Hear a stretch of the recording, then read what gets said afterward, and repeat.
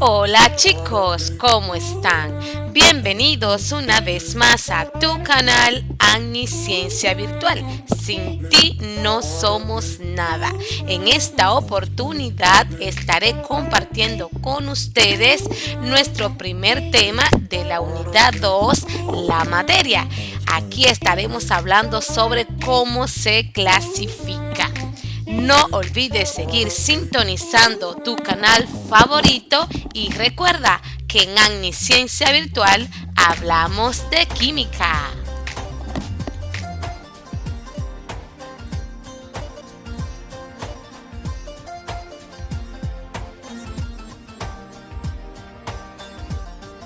Siempre hemos definido la materia como todo lo que tiene masa ocupa un lugar en el espacio. Todo lo que se puede medir. Pero déjeme decirle que esa definición va a depender al tipo de materia que nos vamos a estar refiriendo. No significa que el concepto está mal definido. No significa eso. Significa que hay que saber qué tipo de materia podemos definir con ese concepto.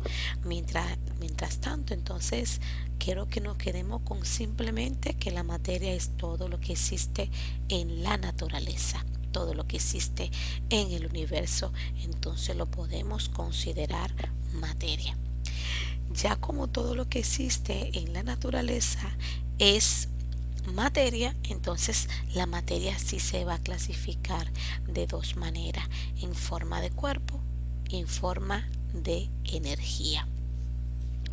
Cuando hablamos de materia en forma de energía, nos estamos refiriendo a esa materia dispersa, esa materia que yo no puedo tocar. Por ejemplo, el campo eléctrico, el campo magnético son un tipo de materia en forma de energía. Quizás ahora mismo me estás escuchando o me estás viendo, pero no me puedes tocar, no me puedes palpar. ¿Por qué no lo puedes hacer? Porque me estás transmitiendo en forma de energía. Me estás viendo en forma de energía. Entonces, esa energía permite que me puedas ver, que me puedas escuchar. Viendo a esa materia dispersa, esa materia que yo no puedo tocar. Por ejemplo, el campo eléctrico, el campo magnético son un tipo de materia en forma de energía.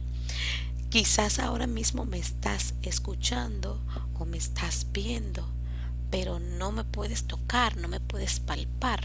¿Por qué no lo puedes hacer? Porque me estás transmitiendo en forma de energía. En el caso de el tipo cuerpo, la materia tipo cuerpo, entonces aquí estamos hablando sobre la materia condensada. Esa materia condensada que sí podemos tocar y ver, ¿verdad? Y ver. Por ejemplo, la computadora, que mi ropa, que los platos, que una mesa, todo lo que yo puedo tocar es materia condensada, chicos, y esta es la materia que yo sí puedo definir como todo lo que tiene masa y ocupa un lugar en el espacio. La materia condensada se clasifica en sustancias puras y en mezclas. Bien, vámonos primero por la más sencilla. Sustancias puras. ¿Qué son las sustancias puras? Las sustancias puras no son más que un cuerpo puro. ¿De dónde viene el término cuerpo? De materia tipo cuerpo. Bien, entonces la sustancia pura no es más que ese cuerpo puro que tiene propiedades similares.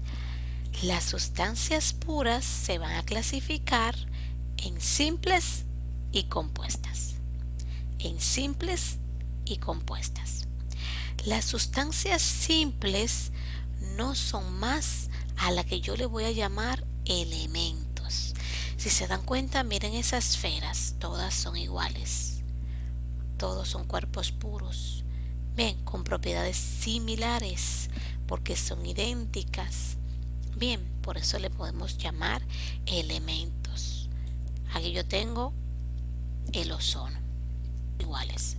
Yo tengo 3 átomos, 1, 2 y 3. 1, 2 y 3.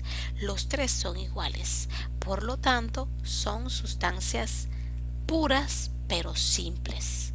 Son sustancias puras pero simples. Bien, entonces vamos a dar un ejemplito. Un momentito. Ok, ahora sí nos vamos al ejemplo. Vamos a hablar de la sustancia simple más detallada.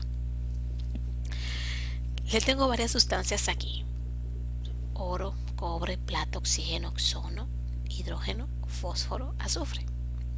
Maestra, pero esos son elementos. Sí, algunos son elementos, otros no. Bien, por ejemplo el ozono.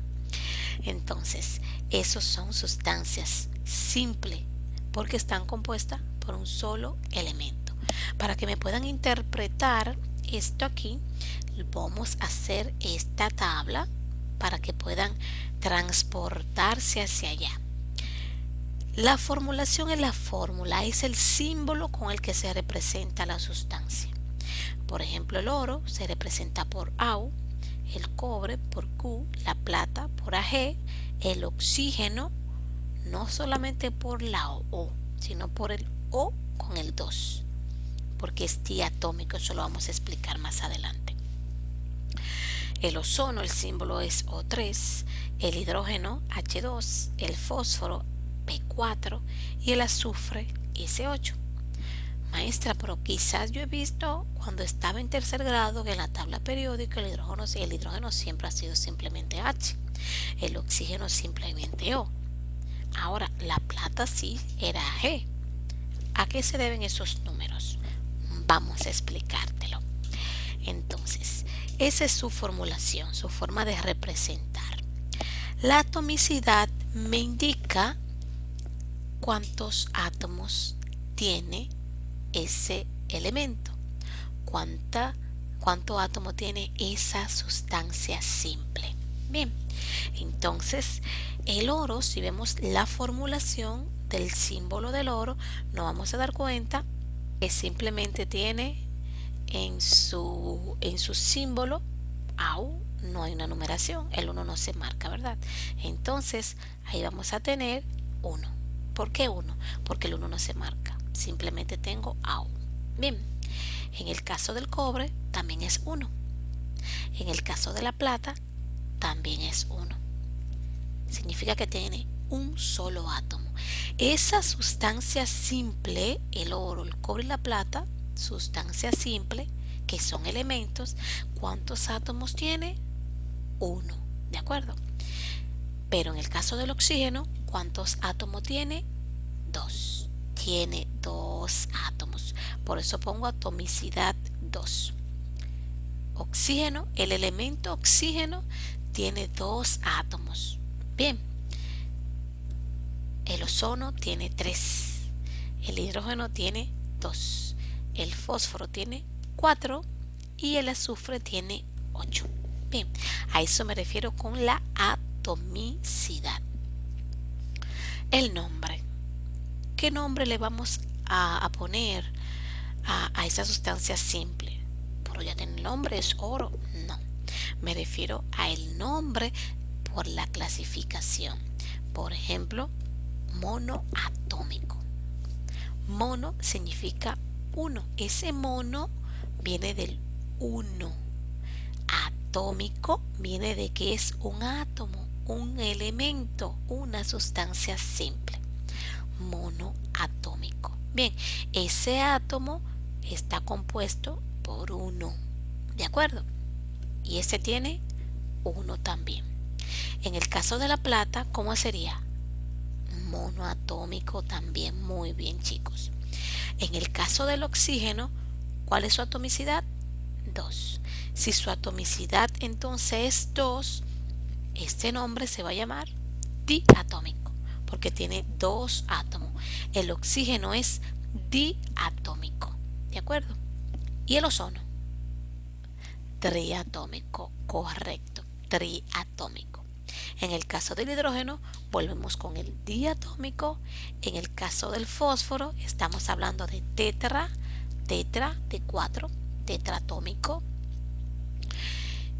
Van a quizás a observar o ver en algunas otras fuentes que diga tetraatómico, no importa. Tetratómico, tetraatómico. Bien. Y en el caso del azufre, octaatómico. Así se nombran las sustancias simples, ¿de acuerdo? Por el número de átomos que contiene. Bien, vamos atrás, vámonos para nuestro mapa conceptual nuevamente. Las sustancias puras, la composición no cambia. En las sustancias puras, la composición no cambia, por eso las propiedades son semejantes y no se separan por ningún método físico. No se separan por ningún método físico. Maestra, ¿a qué nos referimos con separarse? Separarse simplemente es dividir, como cuando tú separas el agua y el aceite y lo estás separando. Las sustancias puras no se pueden dividir, separar por ningún método físico, ni las simples ni las compuestas. Si vamos aquí un ejemplo, miren aquí, únicas, ¿verdad? En las compuestas no. Las compuestas, si se dan cuenta, tengo rojas, pero cada roja tiene dos blancas. Así se me forma el agua. Como aquí. Esto está compuesto, lo que significa que las sustancias puras que son compuestas son aquellas, como el nombre dice, compuestas por ¿quiénes? Por sustancias simples. Correcto. Cuando yo tengo dos o más sustancias simples, me forman las sustancias que son compuestas. Y a esas sustancias compuestas le vamos a llamar moléculas. A la sustancia simple le vamos a llamar elementos. Entonces, vamos a ver con las sustancias compuestas. Las sustancias compuestas, por ejemplo, aquí yo le tengo unos cuantos ejemplos de sustancias. El agua, el gas propano, el amoníaco, la glucosa, el alcohol etílico, la sacarosa y la urea. La formulación de las sustancias compuestas es muy diferente a la formulación de las sustancias simples, porque aquí me dice que la sustancia compuesta es la unión de dos o más sustancias simples. Por ejemplo, el hidrógeno es una sustancia simple, ¿sí o no? Pues mírenlo aquí. El oxígeno es una sustancia simple, ¿sí o no? Pues mírenlo ahí. Cuando yo tengo hidrógeno, que es una sustancia simple, oxígeno, que es una sustancia simple, la unifico y me va a formar lo que se llama una sustancia compuesta. Bien, entonces asimismo podemos descifrar, descomponer cada una de ellas. Cada una de ellas me forma lo que es una sustancia simple, que van a estar conformadas por varios elementos. Muy bien. Vamos a ver, en el caso del agua, ¿cuántos elementos usted visualiza aquí? ¿Cuántos elementos? A ver. 3. 3 elementos. ¿Seguros? No. Estamos hablando de 2 elementos. El hidrógeno y el oxígeno. Vamos a ver, con el gas propano, ¿cuántos elementos? 2. Correcto. Vamos a ver, el amoníaco, NH3, ¿cuánto elemento? 2. Muy bien, correcto. ¿Y la glucosa? 3. Muy bien. El alcohol etílico, aquí, 4. 4, seguro. Estamos hablando de 3. Porque recuérdese que tengo aquí, hidrógeno aquí. Si es el mismo elemento, es la misma sustancia simple. Por lo tanto, me cuenta como una. Tengo carbono, tengo hidrógeno y tengo oxígeno. Tiene 3. Bien. Y esa también me tiene 3. Carbono, hidrógeno y oxígeno. Y por último la urea, a ver. 1, 2, 3. Correcto. Esa tiene 4 elementos. Entonces, Las sustancias compuestas van a estar conformadas por elementos. Las sustancias simples no, porque las sustancias simples son los mismos elementos. ¿De acuerdo? Entonces, ahora vamos a ver con cuántos átomos está compuesto cada uno de esas sustancias. De cuántos átomos están compuestos cada una de esas sustancias. Vamos a ver. El agua, ¿cuánto tiene? 2 hidrógenos y un oxígeno. Estamos hablando de 3, correcto. El gas propano, 3 carbonos, 8 hidrógenos. Estamos hablando de 11 átomos, correcto. El amoníaco, un nitrógeno, 3 hidrógenos. Estamos hablando de 4 átomos, correcto. La glucosa, 6 carbonos, 12 hidrógenos, 6 oxígenos. Estamos hablando de 24. 6, 6, 12 más 12, 24. Muy bien. Alcohol etílico, carbono 2, hidrógeno 5, OH. Estamos hablando de 9, correcto. Recuérdense que el hidrógeno aquí sí lo vamos a contar. Bien, 2 carbonos más 5 hidrógenos son 7, más otro hidrógeno son 8, más un oxígeno son 9. Bien, sacarosa, 45, correcto. Y por último la urea. Muy bien, estamos hablando de 8. ¿Cómo vamos a nombrar las sustancias compuestas? ¿Cómo nombramos las sustancias compuestas? Las sustancias compuestas, pues entonces no las vamos a nombrar por átomos. Bien, ya no podemos decir monoatómico porque estamos hablando de compuesta. En este caso vamos a nombrarla, por ejemplo, como binario. Bi viene de 2. Bi viene del término 2. Por lo tanto, como el agua tiene 2 elementos, entonces va a ser binario. ¿De acuerdo? En el caso del gas propano también sería binario porque tiene 2 elementos. ¿Qué significa esto, profe? Significa que los átomos o las sustancias simples yo la voy a nombrar por la cantidad de átomos que tenga. Perfecto, muy bien. Pero la sustancia compuesta yo la voy a nombrar por la cantidad de elementos que tenga. Muy bien, exactamente. ¿Me estás entendiendo? Entonces, el amoníaco, ¿cuánto tiene? 2. Sería binario, ¿verdad? Muy bien. Y la glucosa, si tiene 3. Sería terciario. Sería ternario. El término correcto es ternario. Bien. Alcohol etílico tiene 3. Ternario también. Muy bien. Y la sacarosa, ternaria también. Muy bien. Y la urea sería cuaternaria. Se me pueden confundir un poco aquí cuando hablamos de 4 elementos cuaternarios, pero anteriormente hablamos de tetra. Entonces, cuando hablamos de átomos, hablamos de tetra. Bien, cuando hablamos de elementos, hablamos de cuaternarios. Bien, para que no se me confundan, chicos. Y así me puedo interpretar fácilmente lo que son las sustancias compuestas. Volvemos a nuestro mapa. Y aquí estamos otra vez. Las mezclas es la unión de sustancias de manera general y conservan las propiedades, pero estas mezclas van a ser de 2 maneras, homogéneas y heterogéneas. ¿Cuándo las mezclas son homogéneas? Bien, cuando están compuestas por una sola fase, y a esa fase le vamos a llamar soluciones. Por ejemplo, le tengo una tacita de café. Imagínate que el café tiene el agua.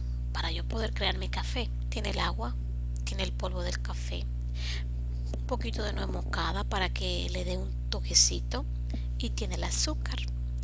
Visualmente yo no puedo identificar ninguno de esos ingredientes. Bien, no lo puedo identificar. Y eso es lo que le llamamos una sola fase, que están unidos. Bien, están unidos. Entonces, en el caso de la heterogénea no. Pero para que me puedan visualizar mejor, vamos a explicar un poquito mejor las soluciones. Por ejemplo, aquí hay unas cuantas soluciones. El aire. ¿El aire es una solución? Claro que sí. El aire es una solución porque está compuesto por dioxígeno, también por dinitrógeno, por monóxido de carbono, por dióxido de carbono y otros gases. Entonces, el aire está conformado por diferentes tipos de gases y no lo podemos visualizar a simple vista, por lo tanto, es una mezcla homogénea. El acero. El acero está formado por hierro y carbono, dos elementos, y no lo puedo ver a simple vista. Bien, por eso el acero es una aleación. El bronce es una aleación entre cobre y estaño. Latón, otra aleación entre cobre y zinc. Aguardiente. El aguardiente ya no sería una aleación, sería una solución. Una solución entre agua y alcohol. El agua dura será una solución entre aguas y muchas sales, diferentes sales. El agua oxigenada sería una solución entre agua y el peróxido de hidrógeno. Bien, el formol sería una solución entre agua y metanal.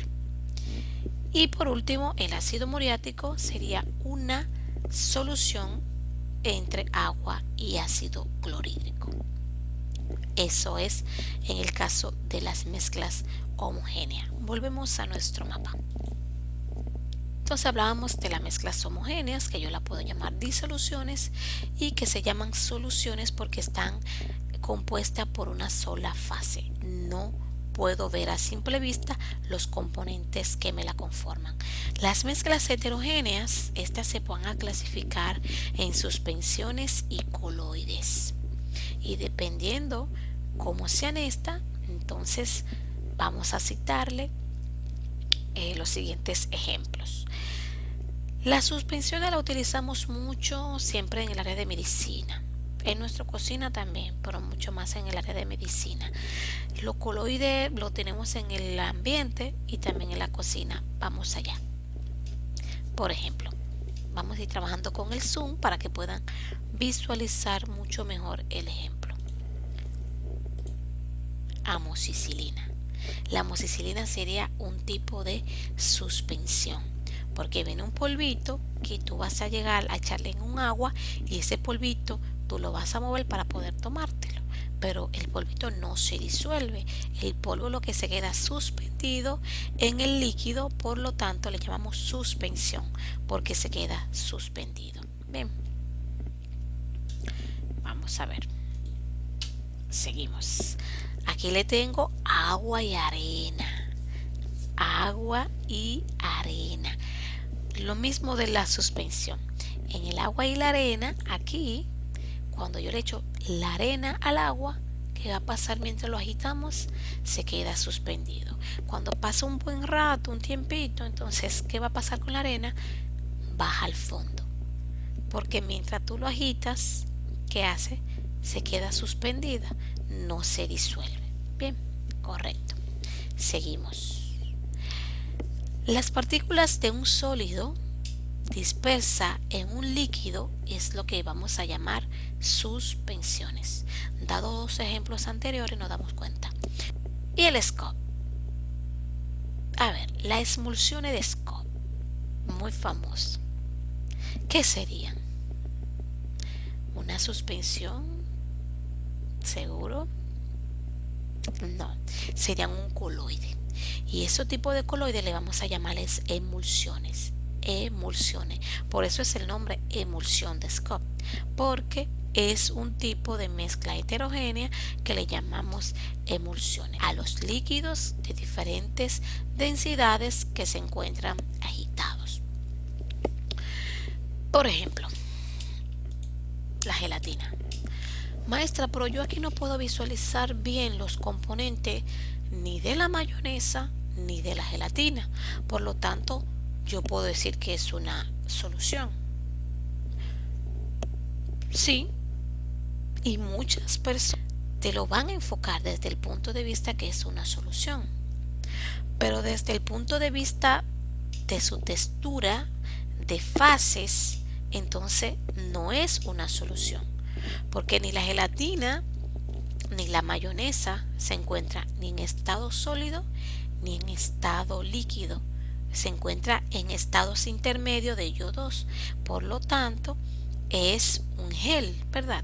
Y ese gel le llamamos emulsiones. La mayonesa es una emulsión, el ketchup es una emulsión porque no se encuentra ni en sólido ni en líquido. Espero que me estés entendiendo, que vayas a tomando tu apunte y que me puedas entender perfectamente. Aquí tengo. Con esta tablita yo sé que vas a entender a la perfección.